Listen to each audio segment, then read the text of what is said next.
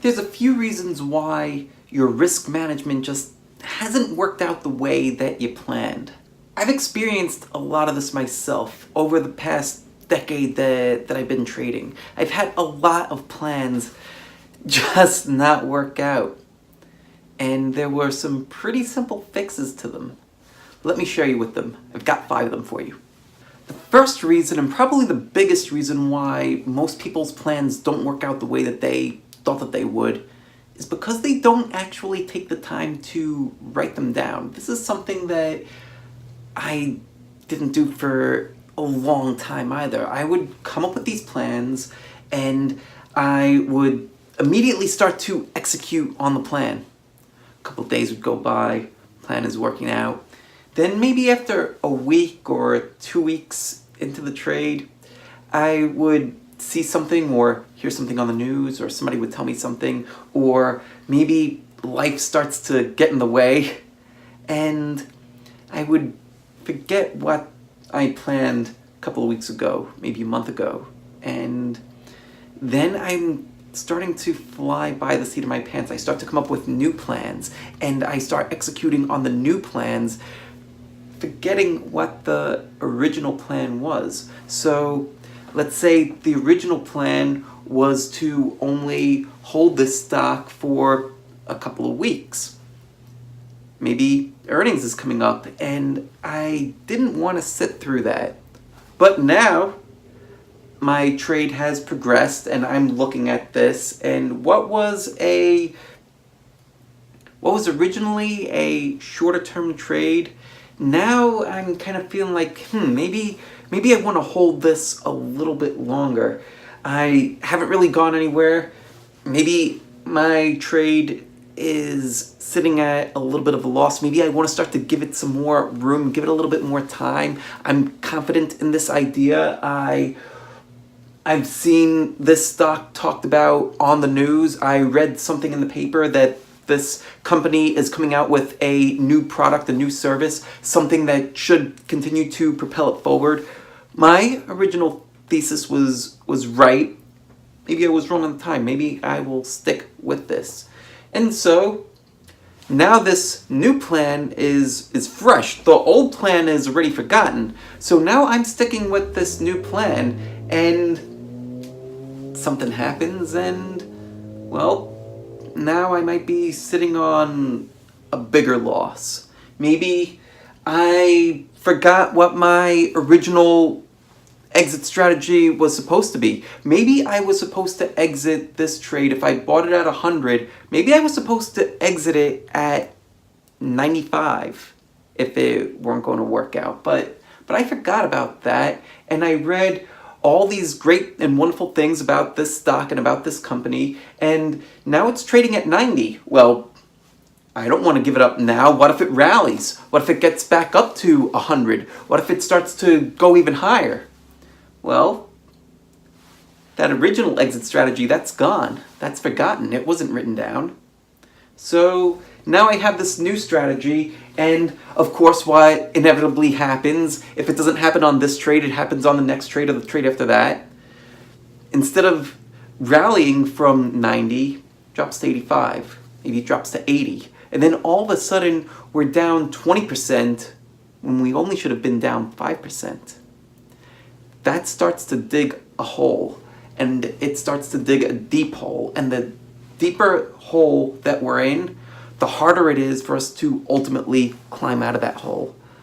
Not writing down your plans is probably the number one thing that causes most people to fail in the market. The second thing that causes people to fail, they place these mental stops rather than placing a hard stop with their broker, and then they don't adhere to them. So maybe you're somebody that you wrote down your plan, and you wrote down where you're going to get in, where you're going to get out, and you have it right here on the page. But you don't want to place it with your broker. You don't want to place that stop loss with your broker, because you're worried that the market's going to shake you out, that you're afraid that you're going to place your stop at the wrong spot. Maybe you aren't able to identify the exact level of support yet, and that's okay. The problem comes when you don't adhere to what you wrote down. Maybe the stock goes to 95 and you wanted to get out at 95, but I think I'll wait. I think I'll wait until the end of the day, see if we start to rally from here. Then sometimes it will, but sometimes it won't. And it could end up going down to 90. And instead of losing 5%, now you're down 10%. Now you need twice as much just to recoup that loss than you would have otherwise done. When we place hard stops with our broker, so when we actually go to our broker and enter in exit here, then it's something that will just trigger automatically. We don't need to think about it ever again. Another benefit to having those hard stops, the ones that we just give to our broker, is that we don't need to set up an alert. We don't need to be at our phone at the ready to execute if something happens in the market. It's just there and it's going to be automated. It allows us to carry on with the rest of our day and not have to worry about that trade. It allows the execution of our plan to happen. We've already done all the planning. We typically should be doing most of our planning at night, on the weekend, whenever the market's asleep. So that way, we're not trying to make plans as the bullets are flying on the battlefield. We want to make our plans when it's calm, when it's quiet, when there's nothing going on. And then during the actual market session, that's when we execute. The way to execute emotion-free, especially when it comes to something like a stop loss, is to place that hard stop with your broker. That's the way that I've learned to do it, been doing it that way for years, and it's something that has worked extraordinarily well for me. So consider placing hard stops instead of using those mental stops. But if you are going to use those mental stops, make sure that you adhere to them.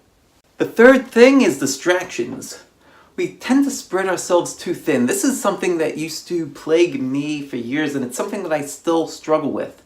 I tend to be an ambitious guy. I like to do a lot of different things, and I tend to spread myself out a little too thin sometimes. And I'm constantly trying to catch myself. If we spread ourselves out too thin and we become distracted, it might be more difficult to execute on a carefully laid out plan. Maybe we wrote out all of our plans. Maybe we set our stops with our broker. But maybe we put on a few too many trades. Maybe something required us to check the market so that way we're not just relying on a stop loss, which should 9 times out of 10 be something that is the last place where we want to get out. Maybe we want to sell into strength. Maybe this stock or whatever it is that we're trading, maybe it gapped up and that was a great place to take profits. But because we spread ourselves out a little bit too thin, maybe we didn't have time to check the market. And when we spread ourselves too thin, when we become distracted, it makes it a lot harder to execute on those carefully laid out plans. The way that I've learned to deal with this is to analyze what the worst case scenario is going to be for my lifestyle and plan around that. As somebody with a full-time job, I could have a long list of meetings for the day. I might have certain things that pop up during the day that need immediate attention. So what do? Means that there's certain trades, certain strategies that might work for me on one day, but on some other random day, I won't be able to execute and carry through. So what I need to do is plan for that fire drill day, that day when everything's just going to hit the fan, and execute strategies and create plans that will work in that worst case scenario. That way I don't get caught with my pants down and I can still execute on those strategies. The fourth reason why your risk management plans sometimes don't work is because you neglect major events like earnings, like a major conference for that company, like a new product announcement. It's very easy to figure out when your stock is going to announce earnings. That's a big one. That gets published way in advance. It's something that's regular every quarter, and it's something that we can plan for. Earnings season is also one of the most volatile times for any stock, and it's something that we need to take into account in our planning. Now, maybe you have a strategy to play earnings. There's a lot of ways that we can be in a stock during earnings season. But if we don't think about these things ahead of time, we could get caught and we could end up losing dramatically more than we had planned. Now, if we did know that earnings were tomorrow and that there was a good probability that this stock could gap against us, then we would either look to not take this trade, we might want to exit, we may want to reduce the number of shares that we have, we may want to adjust our position size so that way we can analyze the chart and we could see that maybe there's a strong support level down here and the stock is trading up here, and we want to adjust our position so that way if it does gap down, we could test the support level.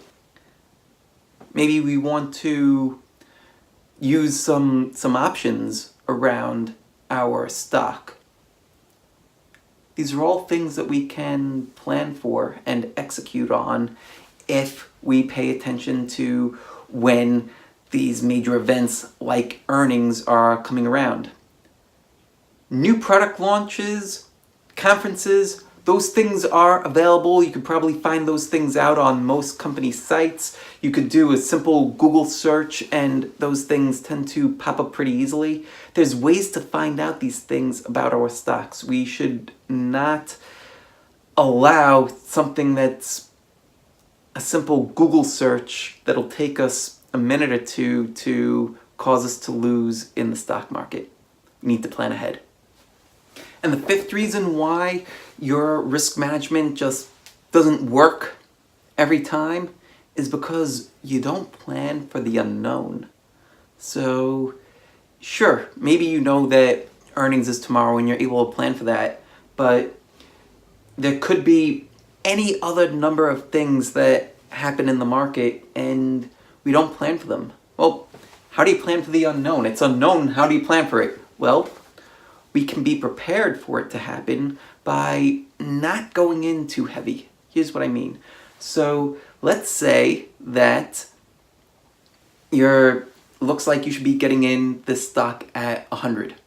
And let's say that the closest level of support is 98. All right, fantastic. That means that I could really load the boat on this stock and still only risk $2 per share, right? Getting in at 100, exiting at 98, $2 per share.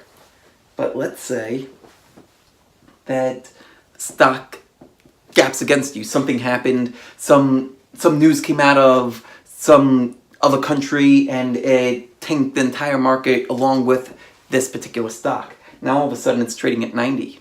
But we loaded the boat thinking that we could get out at 98. But now all of a sudden we've lost 5 times the amount that we had intended to lose. That is a tough situation to swallow, and it's a tough situation to come back from. So what do? Well, we need to understand where major levels of support are. So if 90 was a major support level, then maybe we want to have staggered stops. So maybe we position size where if the stock falls to 98, we would exit a portion, and then maybe if it exits at 95, we would exit another portion, and then if it exits down here at 90, we would exit that last portion and position size according to that. Maybe we don't buy the stock outright. Maybe we use options as a risk management tool. That's another strategy. There's a lot of ways to plan for the unknown. The unknown shouldn't frighten us. What should frighten us is not being properly prepared for it. There's always going to be risk in the market. Without risk, there won't be reward, right? We hear this all the time. It sounds so cliche even coming out of my mouth, but it's true.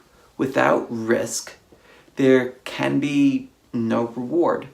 So we need to be comfortable with risk. We need to be comfortable with the unknown, but we want to put ourselves in a position where if XYZ happens, that we will not have a catastrophic loss.